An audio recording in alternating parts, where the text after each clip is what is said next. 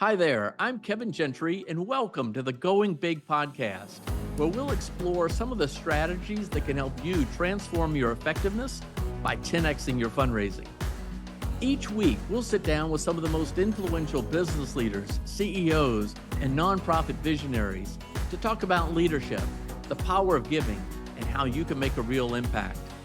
If you want to make a transformational change to the cause you're working on, this is the place for that conversation. Also, take a look at our website, 10xstrategies.com. That's TENX strategies.com for lots of free marketing and fundraising resources. And be sure to sign up for the free weekly fundraising tips. Now, let's dive in. Well, it's great to be with the Reverend Sam Ferguson, rector of the Falls Church Anglican in Northern Virginia.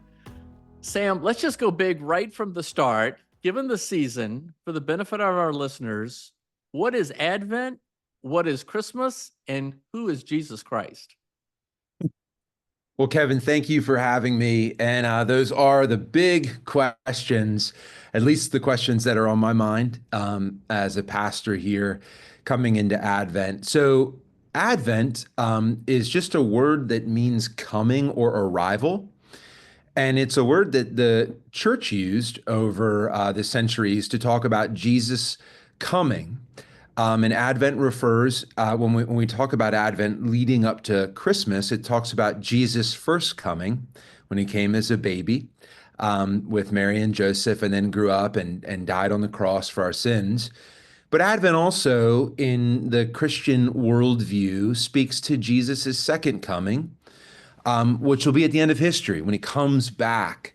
And so that's also one of the things Advent means. And Christmas centers around the advent or coming of Jesus this first time.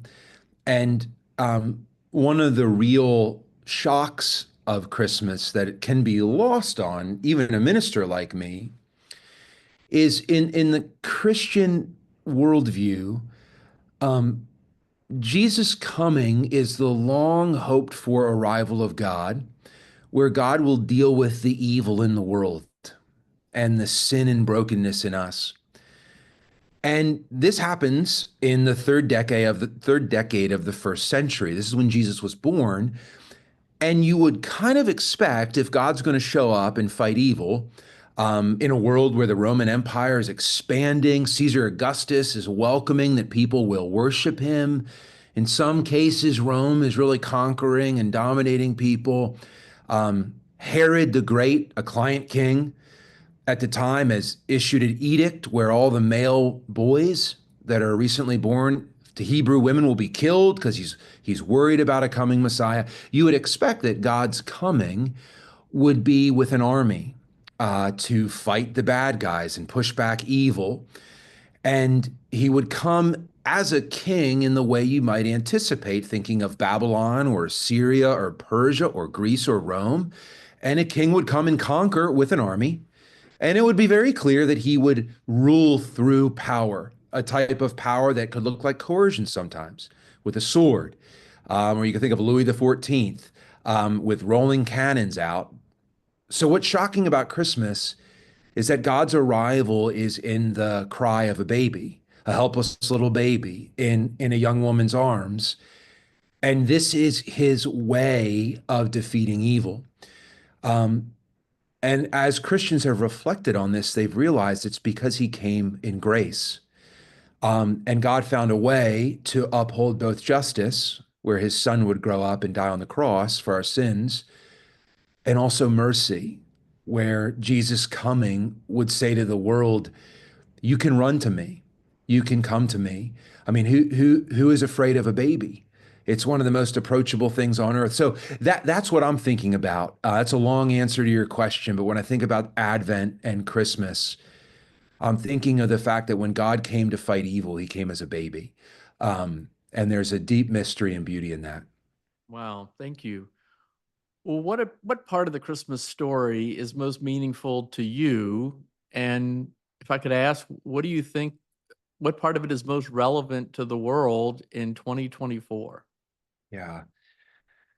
I think, kind of attached to what I said before, I think one of the things that's the most meaningful is the coming of God into the world um, tells me that God is pursuing me. So I'll just speak personally right now.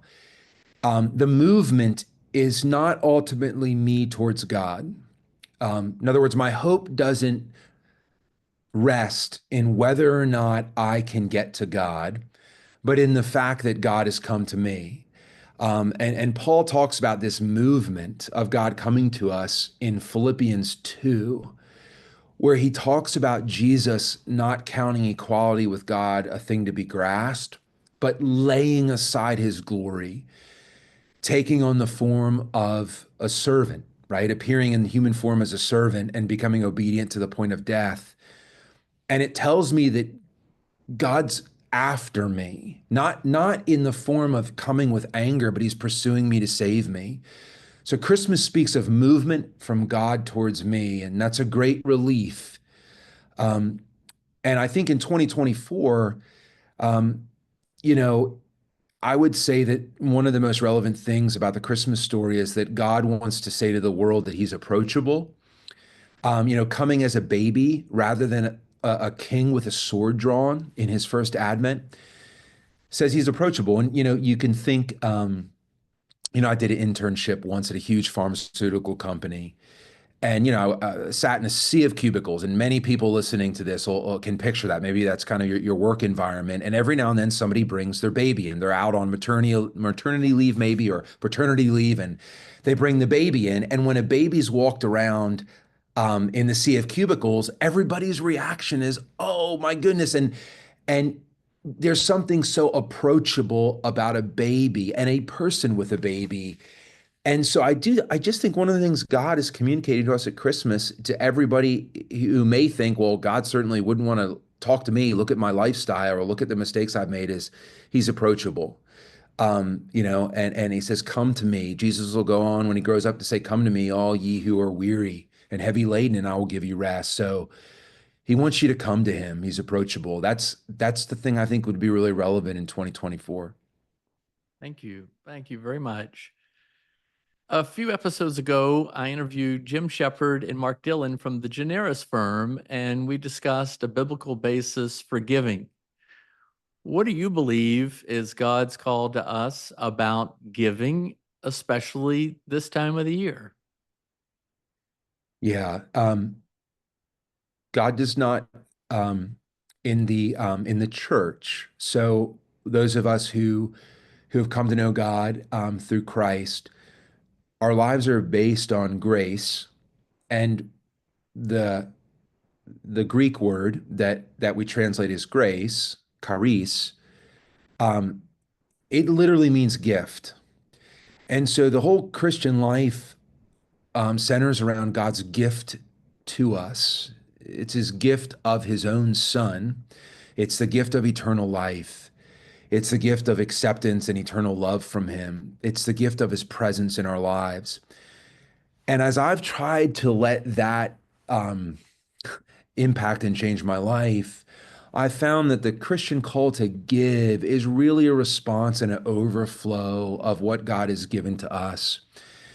And it's interesting that, again, not to get overly bookish, but when the Latin translators translate the Bible from Greek to Latin, the word they use to translate grace, gratias, I'm probably not going to pronounce it right, but it's the root of the word gratitude.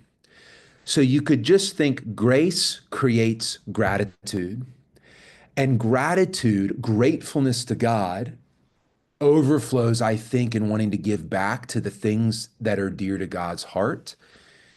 And I think everything from supporting the work of the church to wanting to give in such a way that lifts up people that don't have enough food or enough clothing, pleases God's heart. And I think giving sometimes needs to be practiced as a discipline.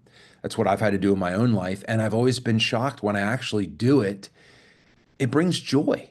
It's very counterintuitive, but Jesus said it is better to give than to receive. And when I've practiced that, I used this image with our church here a few weeks ago. I was thinking through how I would want to tithe in 2025, and even as a pastor, I feel like I want to hoard my resources. That's the reaction of my heart. It's expensive, life's expensive. You need all this, and I took some time to kind of pray through this. I just set aside about 30 minutes to think and pray. And as I felt like, no, Lord, I want to give this way this year. And it's nothing extravagant. I have a long way to go. But the image I used with the church was, it felt like I was walking back into my Heavenly Father's house, where when I walked back inside, he said, Sam, remember that all that I have is yours. This is all yours. I'm going to share what I have with you. I take care of you. Whereas when I was hoarding, it was like Sam living on his own out in the world, and I've got to have my own back, and it's just my pocketbook, and that's it. And when I thought about tithing, I just felt like the Lord was like, "Why don't you come back inside, where everything that I have is yours?" And that was it's kind of like walking into Narnia, like in the C.S. Lewis novel. So anyway, that's how I've been thinking about it, Kevin. Nice, very nice. Well, I've heard you tell a story about when you were growing up, I think in high school or maybe graduating, and a friend of yours got a certain gift, and then you got a gift from your parents, and the contrast of it and how you felt then, and then maybe how you feel today. Could you share that? Yeah. So a lot of you will relate to this listening. One of the things that happens senior year coming up to graduation is a lot of parents or families get the graduates gifts. And in my senior year, one of my closest friends, have been friends since second grade, he got a red Ford Mustang, and you just can't beat that as a kid. And my parents got me a Bible, and it had my initials in it. My dad had written a note in it, but it just paled in comparison. However, I took that Bible to college, and I can actually remember a few nights in college, literally, where I was feeling torn between kind of a certain kind of party lifestyle and my own spiritual heritage of sitting and reading that Bible at my desk. And in one way or another, I mean, I could reach over my desk right now and grab that Bible. I mean, I've become a pastor. I got a dozen Bibles sitting around, but that Bible has been on my desk or close to my desk since then, one way or another. And I thought what my parents were trying to give me was a relationship with God. And that's something that they can't ultimately give me. That has to come between God and me. But I look back now, years and years later, and you can imagine, as I graduated from high school in 2001, a Mustang from 2001 now. I mean, you'd be like, give me a break. And what that Bible represents to me, it's a gift that's value just continues to grow, even though I wasn't mature enough, um, I was too steeped in immediate gratification to appreciate the gift at the time. You can just imagine now which one looks more valuable to me, and that's been interesting and really neat to reflect on. That's a great story. Thank you for sharing it. Well, this is the Going Big podcast. We think about going big in a transformational way, about solving big problems, thinking about things in a big way. How can giving change our lives? Yeah, I think. I mean, that's a good question, and it's a good question because it feels counterintuitive. It's like, how can having less of something I think I need, like money or time, add to my life positively or change my life rather than taking away from it? And I think there's probably a lot of ways it changes us that are positive. A few that come to mind would be one, I think for a Christian, giving um, begins to draw you back into a reality that's always true, which is of your dependence on God. And it's always better for your sense of peace and for your decision making to be leaning on God rather than walking independently of God. And giving particularly when you give big, because if you give big, it hurts, right? There's an element where you're like, wow, if I decide to tithe 10% kind of pre-tax this year, whoa. And you start to think, what else could I do with that money? Um, and you're thinking, well, I'm going to have to depend on God for those other things.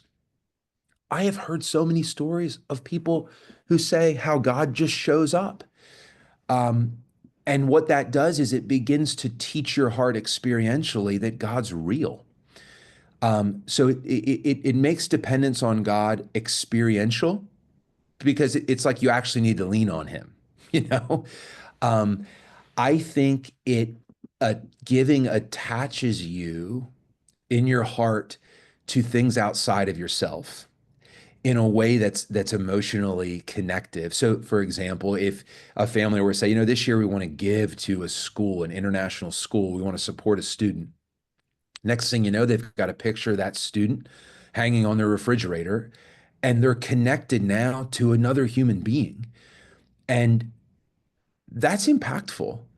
They're invested in a school apart from the school their own children go to. And I think those things are impactful.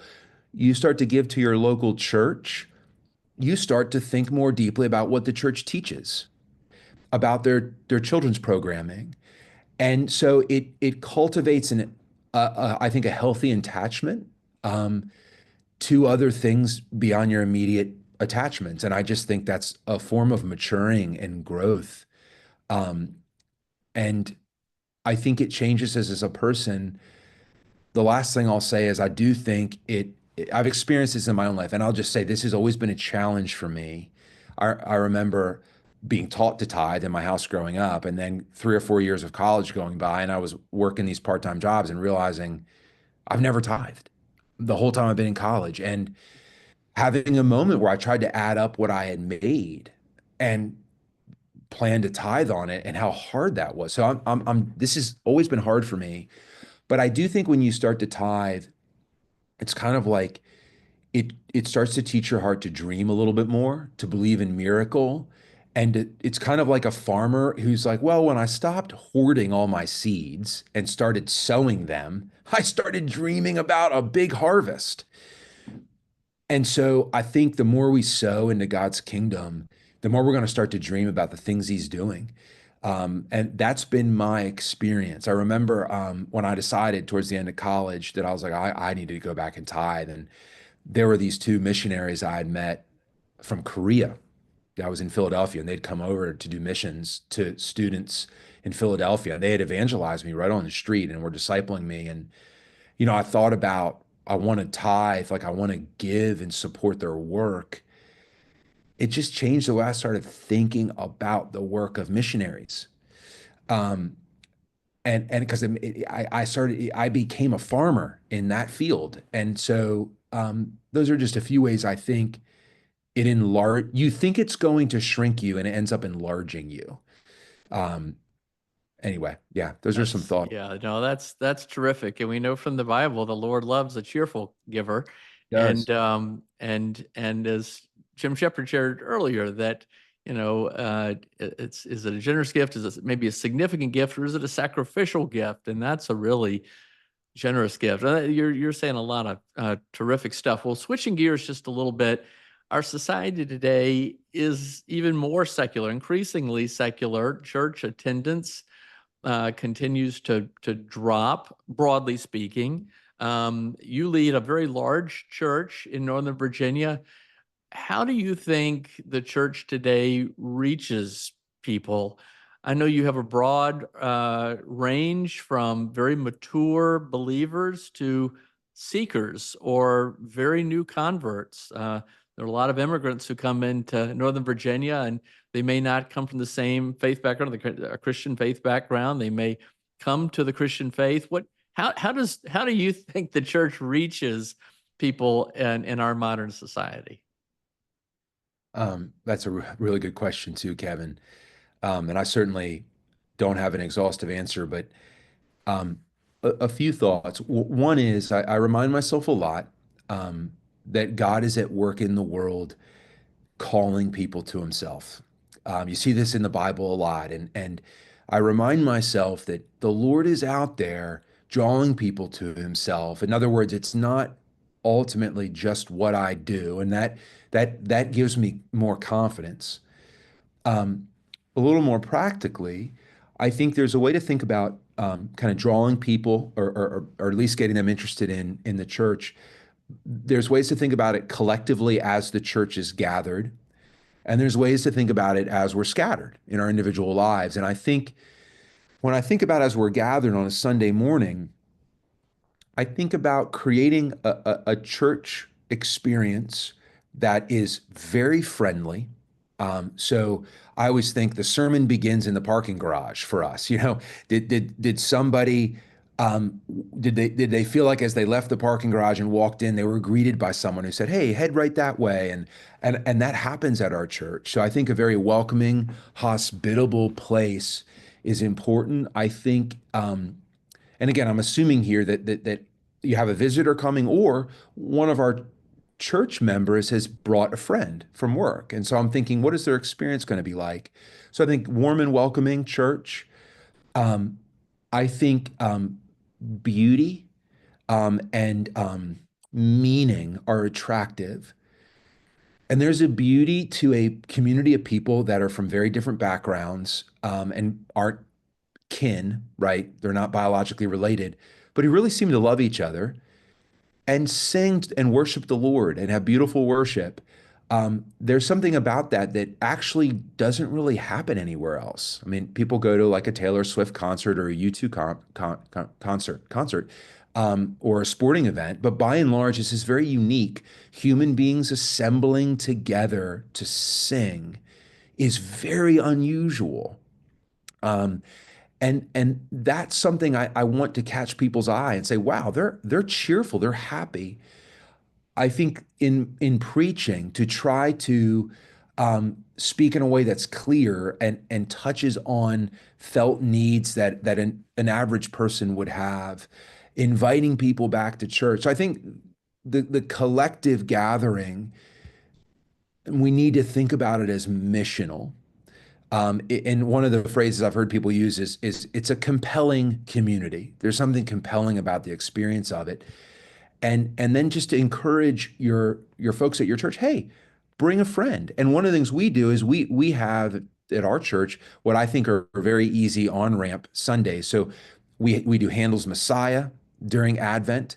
And I always say, hey, if you have friends that like music, this is going to be one part of Handel's Messiah. I'll give a little sermon, 8 minutes. We have lessons in carols. This is just examples from Advent where we're going to sing people's favorite hymns. And I say, hey, invite a friend here. I think the other areas of helping, in an increasingly non-Christian culture, people meet Jesus is going to be very relational in our individual lives. And over time, people need to notice something a little different about us if we're Christians. In Russian literature, there's a character, a type called the Holy Fool. And for listeners who, back in college or whatever, had to make their way through Brothers Karamazov, this would be Alyosha, the younger of three brothers. Alyosha is studying to be a monk in a monastery, and there's family problems, and he has to leave the monastery. And he's very innocent, very godly, and he goes out in the world. And a lot of times he seems like a fool because he's so godly.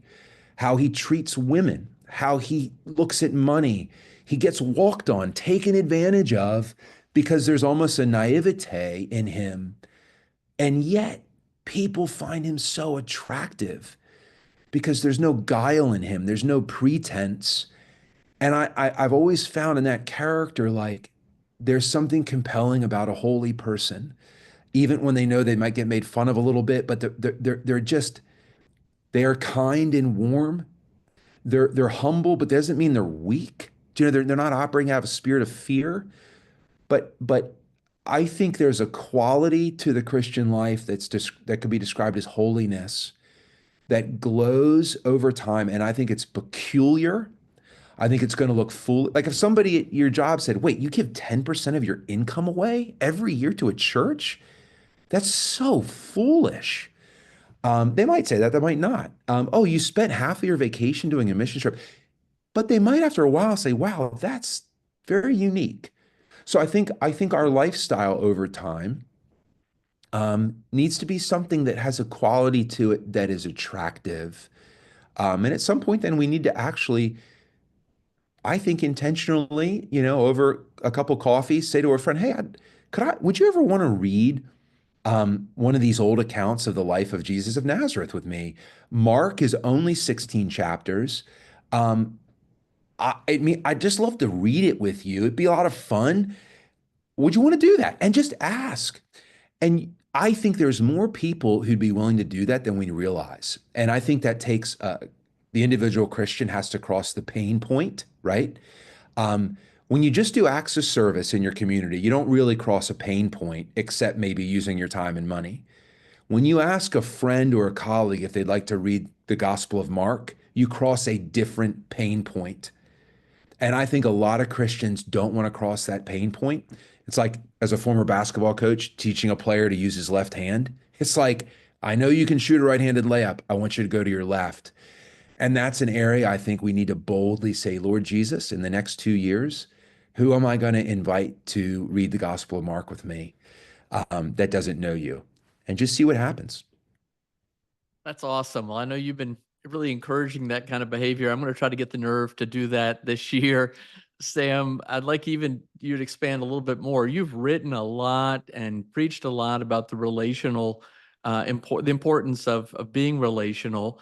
The Falls Church Anglican, for which you're the rector and have been for a number of years, is a very prominent and influential church in the Washington, D.C. area, and it has a big impact for the kingdom.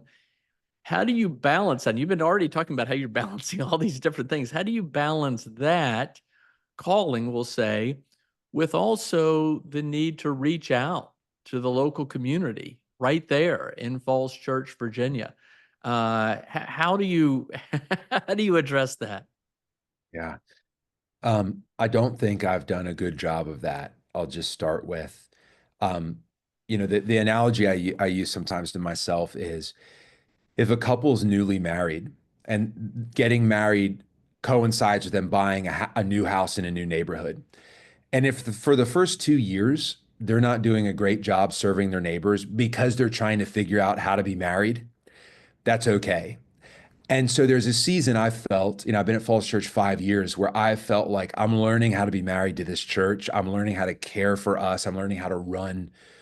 We have plus 50 plus people on staff here. I'm learning how to run a staff, a vestry, a budget. Um, and that's just taken a lot of internal focus.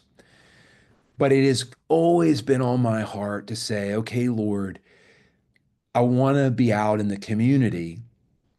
And so I think sometimes there's a danger in saying things I say this to myself that are just remain too abstract. You want to be in the community. It's like, of course, everybody would say that. It's like saying you want to share the love of God with people. Yeah, of course.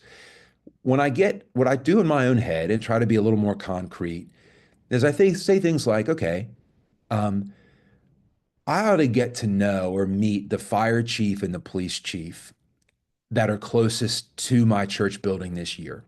I hear the ambulance go by. I hear police sirens. I hear the fire truck. It's just the nature of you're in a building multiple days of the week. And so what do these groups represent? They represent servants to this local community who serve every type of person, right? Fires aren't respecters of person, so rich, poor.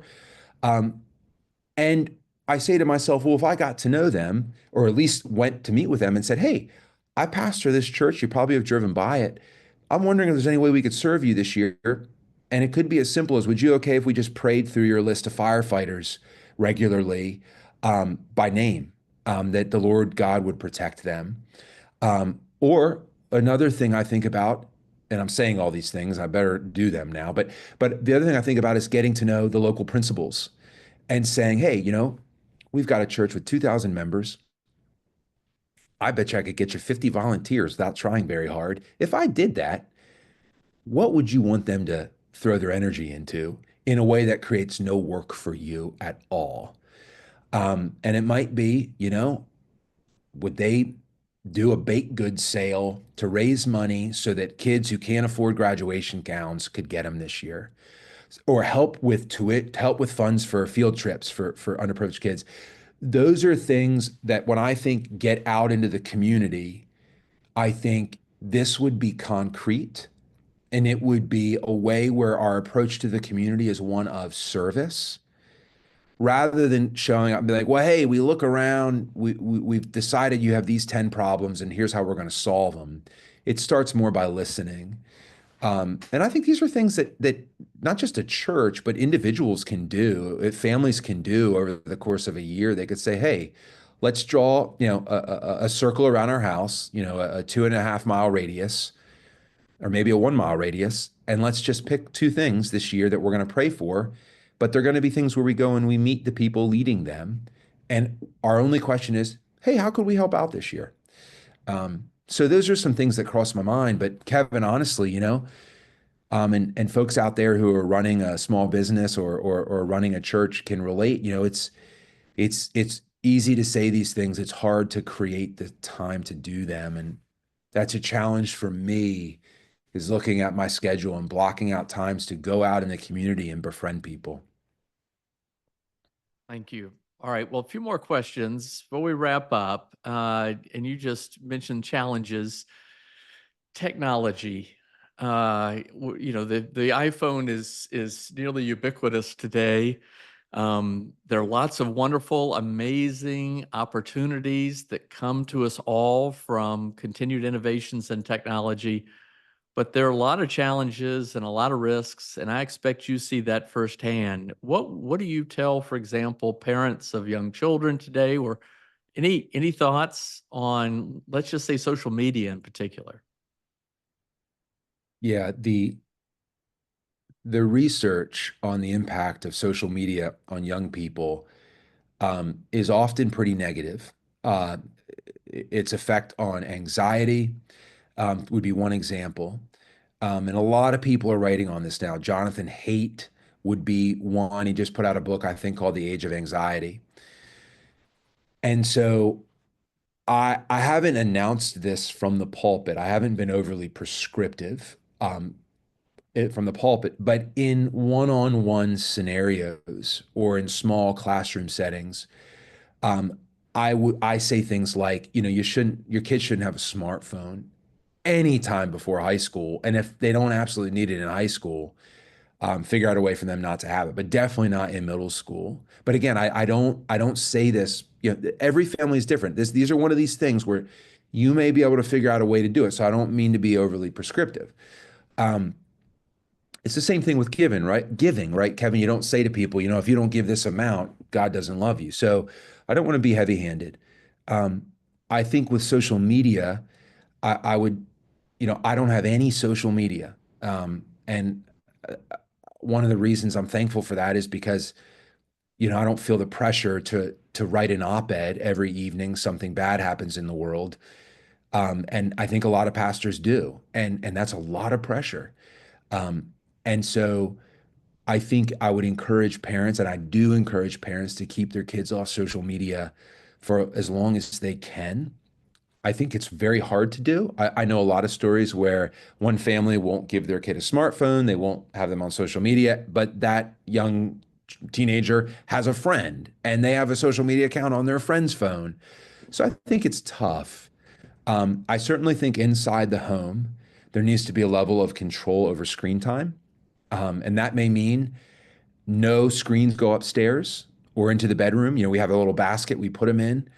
Or it could be there's an app for all this stuff, but you can control how much time the computer's on, right? Okay, you've got your 30 minutes now.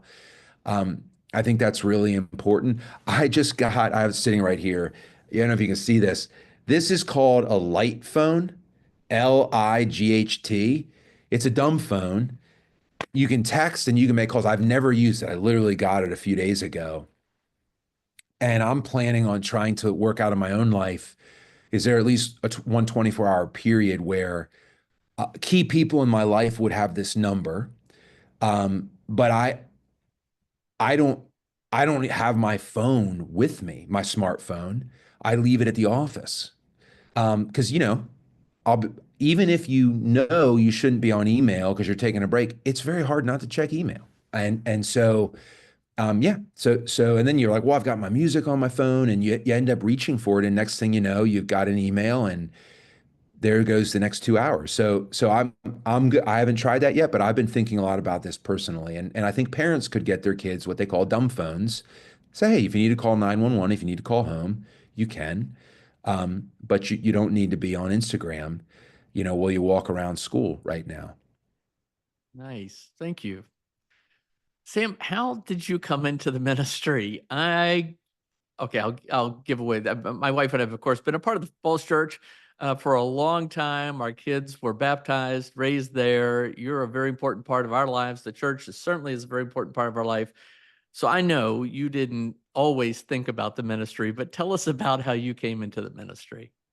Yeah. It was very unexpected.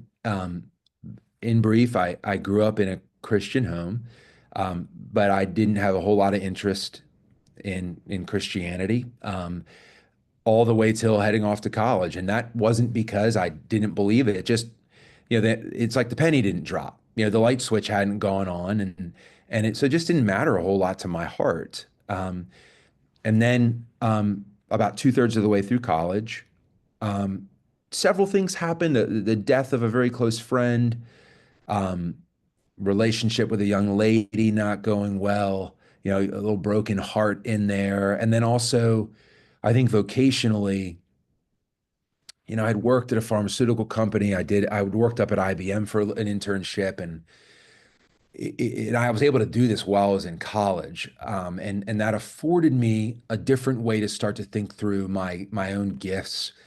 And so all those things were converging in a way that I think I was turning to God.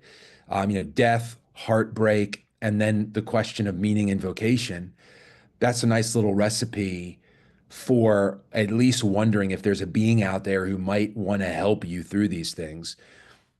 And so I started, like, right around when I was turning 21, I started really, really crying out to God on my own. And my mom had gotten me Purpose Driven Life by Rick Warren one Christmas before. And then I had the Bible that I'd been given high school graduation. And I'd always, every morning of my life, almost every morning when I was growing up, I'd come downstairs, and either I'd see my dad doing his quiet time, or I'd see where he had done it, because I always sat at the counter and I knew that was his Bible, notepad, and pen. And so part of it was like, oh, I kind of have a wagon track for this already. You read the Bible and you pray with God. And I started to do that. And it was like God just swept me up in his arms, like he had been coming after me. And it was like the light switch went on. And so the first thing that happened was, very quickly I became all absorbed. Like, oh my goodness, if this is true, it changes how I look at my friends, it changes how I live, it changes how I think about what I'm going to do with my life. And I felt, honestly, it was a very hard season in one way, because I felt very odd at college all of a sudden, like a religious fanatic. And I'd met these two missionaries from Korea, and they led me through a 40-day Bible study. Here I'm meeting with these two missionaries. I don't want my friends to see me because they're like, this looks weird. Um, and in the midst of all that, and this is the strange part, it was like the Lord somehow just communicated deep in my soul, like, you're going to be all in. Um, and you're not going to fit anything else in. Like, you are going to be a minister for me, and you're going to be a pastor. So it's kind of like my conversion, or my awakening for me personally, was like a call to be a pastor. And I didn't even know what seminary was. And so then I tried to do a church plant in inner city Philly. My last year of college, first year out, with a couple guys. We called it the Philly Church Plant. Ended up meeting at a rescue mission in North Philly on Tuesday nights, and ended up being a huge outreach to kids. And then I ended up being a high school basketball coach in Philadelphia Public League, and was all inner city work. And I thought, this is where the Lord wants me to minister. And then during that time, I had some really good mentors say, you're not sustainable what you're trying to do. You don't know anything. You think you're going to plant a church, um, you need to go get some training. And then anyway, led to going to seminary and everything like that. But it very much was like, within a couple month period of an awakening in faith, it just felt like you're a pastor. And, and honestly, it just has been the most enthralling, thrilling, wonderful, hard thing. The Lord's answer to the big prayer for me was I said, I want to have a meaningful life. I want to have a meaningful vocation. And it was like, be careful what you ask for. And he has answered that. And not a lot of people I know have this blessing, but the Lord has given it to me, and I don't know why. But the integration between vocation and identity and passion for me is so tight that it's just a real, I'm thankful. I would do what I do for free. Um, anyway, that's kind of how it came about. And I was 21, 22, and then by the time I went to seminary, I was 25. So worked in the inner city doing ministry, and then went off to seminary, and yeah, ended up at the Lord brought me to Falls Church, a great church where I learned how to pastor under John Yates. And then that church called me to be the rector. And so I'm very honored. Well, we are all blessed by the path that the Lord has chosen for you and that you've taken. Sam, what is it like to be a pastor today, especially young pastor? I know you must be in touch with others. Or just give us a perspective on that. You will always put on a great, positive, brave face, but what's it like? Yeah. I'll preface my answer with saying, I only know the experience I've had. So I don't know what it was like to be a pastor in 1776, right? In Washington. So there have been other hard times, or during the Black Plague, but I think it's hard. I have a lot of peers who are quitting. And I think one of the reasons is I do think we're living through a time. One is because of technology, how connected we are. People are very divided. And um, you feel a pressure to weigh in on incredibly complex situations that many people treat in an overly simplistic way, like immigration or race in America, patriotism, nationalism, an epidemic like COVID-19, your view on the efficacy of wearing a mask. And the truth of it is, I just want you to know your pastor doesn't know anything about this stuff. Okay? I mean, maybe a little bit, but if they've been trained to read church history, a little Greek and Hebrew, some theology. They've been trained in homiletics, a little bit of pastoral, a little bit of counseling, but how to do citizenship vis-a-vis a multiple 1,000-mile border is such a complicated dilemma that when you have people say, well, if you say this, you're a racist. If you don't say this, you're a racist. It's incredibly hard. And then silence is commenting. So that has been excruciating. And you feel like you need to prove your morality all the time. So, oh, well, I'm so glad you weighed in. Now I know you care. And it's like, well, could you just give me the benefit of the doubt? Like maybe I'm not a jerk. Maybe I'm not a closet racist. Um, maybe I'm not a white supremacist, but I mean, it's been incredibly psychologically hard. And I think these issues are important. I think pastors need to be able to courageously lead in them. And I certainly haven't always done a sufficient job. Um, but I feel like sometimes, and look, our church is in Metro Washington, D.C., right? So it's intense. But I feel like sometimes I want to tell people, you didn't hire me to write 2 opinion columns a week in the Washington Post. And if you would have offered me that job, I wouldn't have even interviewed for it. But the local minister, we're, we our field of practice is morality, And so anything that feels like it touches on morality, we can kind of think we should be an expert in. Um, but the truth is, a lot of these issues aren't about morality. People are moral on both sides of them. They're about the complexity of huge, large-scale social interventions that are hard to measure the efficacy of their outcome. And it's not moral. It's sometimes just people have different means to achieve the same desired ends. And so that's been really hard.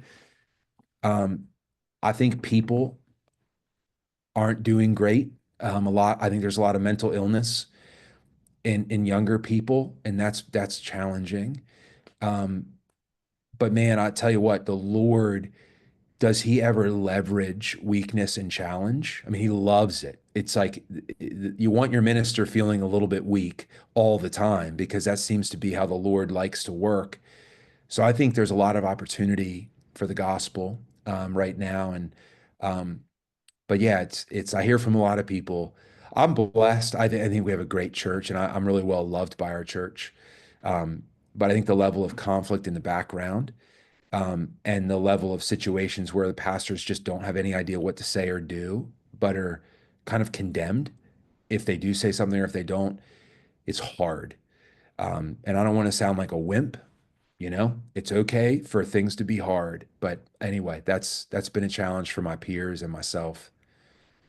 Well, you are indeed loved by our church. And ladies and gentlemen who might be listening, if you want to find out more, you can check out the Falls Church Anglican online, tfcanglican.org. A lot of Sam's past sermons, and you can check into future sermons as well. Sam, close us out. Let's go back to the theme of Christmas. What would you leave us with to really encourage us? And what would you recommend? I know you don't like to recommend and be prescriptive, but encourage us in a way by giving us something that you think we should do as we approach this Christmas season and head into the new year as well.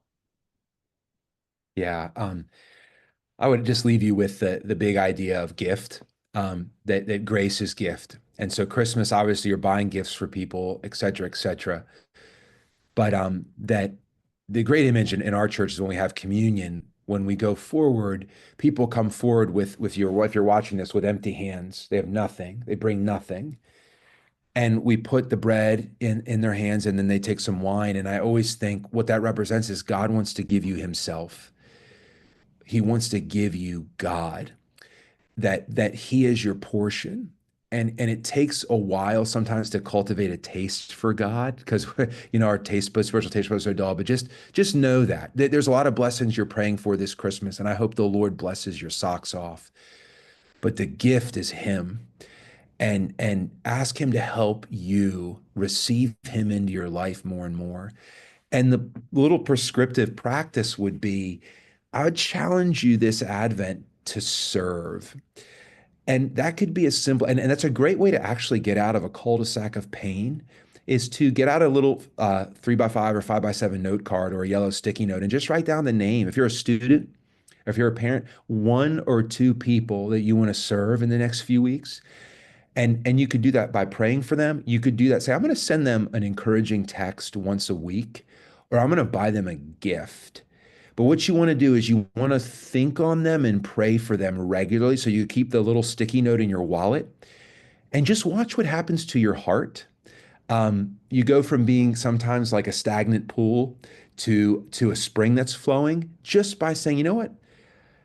Who am I? I'm that guy that serves Bobby this week. That's who I am. I'm not, I'm thinking about Bobby or Sally. So that would be the little prescriptive, exciting experiment to do this Advent is pick somebody to serve and serve their socks off. That's a great way to close this out. God bless you, Sam Ferguson. Thank you for being with us today, and all Thank the you. continued best to you. Thank you, Kevin, for having me. This has been a joy to talk with you. Thanks for listening to today's Going Big podcast. Hopefully you were inspired to go big for your cause. Remember, this is all about transforming your effectiveness by 10xing your fundraising. If you enjoyed today's episode, be sure to subscribe or leave us a review. at iTunes, Spotify, iHeartRadio, or wherever you listen to podcasts. You can also catch this episode on YouTube. And also, there are lots of resources available to you at my website, which is 10xstrategies.com. That's TENXstrategies.com. You can sign up also for our free weekly fundraising tips. This is all about helping you get to the root causes of some of the biggest problems in society today by transforming your fundraising and your effectiveness. Thanks again. We'll see you again soon. Bye-bye.